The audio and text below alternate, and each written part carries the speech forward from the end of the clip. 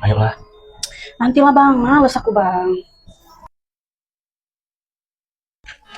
Dek, udah lama loh. Ayolah. Capek aku loh bang, males kali aku. Apa nggak bisa? Jangan itu aja pikiranmu. Ya udahlah.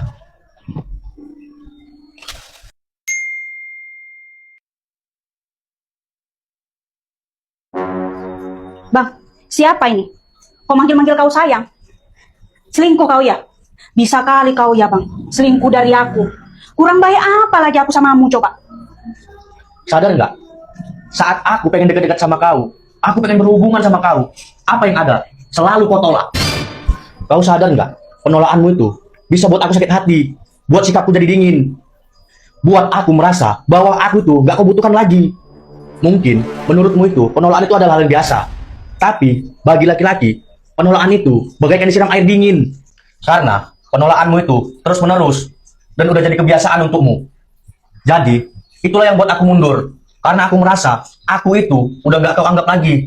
Aku kayak gini bukan karena kau gak baik, tapi aku kayak gini karena menurutmu itu hal sepele, tapi bisa buat aku merasa gak kau hargain lagi.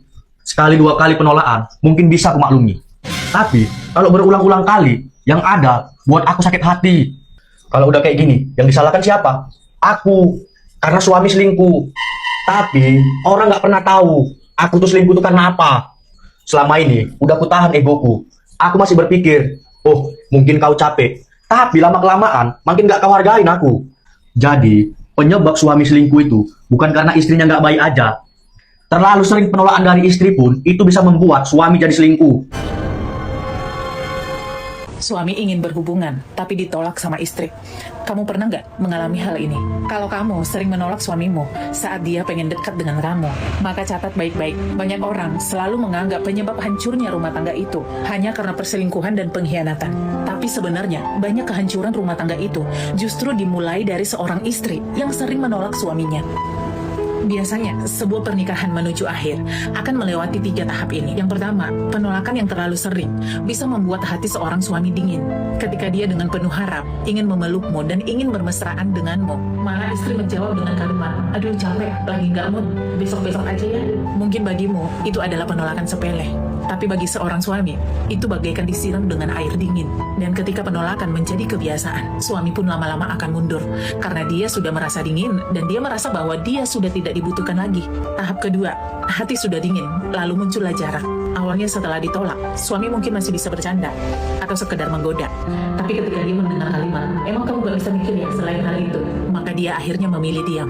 Sejak saat itu, dia lebih rela begadang sambil main game, keluar rumah sampai larut malam, daripada pulang ke rumah untuk menghadapi wajah dingin istrinya. Dan tahap ketiga, ketika rasa kecewa sudah menumpuk dan sudah terlalu banyak, dan dia merasa bahwa tidak ada harapan lagi, itu adalah saat perpisahan itu akan benar-benar terjadi. Sebenarnya semua itu, tanpa disadari, terjadi karena dorongan sikap istri yang terlalu sering mengabaikan dan menolak seorang suami. Dan ketika istri mulai sadar, dia mencoba merayu suaminya dan mencoba untuk menggoda suaminya untuk memperbaiki keadaan. Seringkali sudah terlambat. Maka dari itu, ketika ada masalah dalam rumah tangga, selesaikan dan bicarakanlah dengan komunikasi yang baik. Dan jika memang keadaanmu tidak memungkinkan untuk melayani suamimu pada saat itu, kamu bisa bicara dengan sebuah pengertian dan dengan kelemah lembutan daripada harus kamu tolak dengan alasan yang tidak jelas dan dengan kalimat-kalimat yang ketus, karena itu bisa melukai harga diri suamimu. Jadi jangan menyesal sebelum terlambat.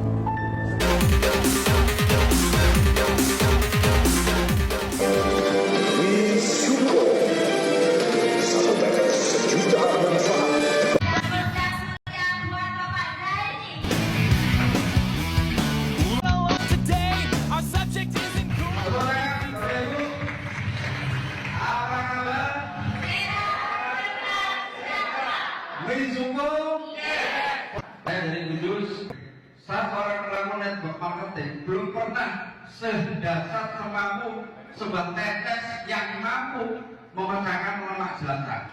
Ini adalah minyak jelantah, minyak yang dipakai ulang-ulang, itu mengandung lemak kolesterol jahat.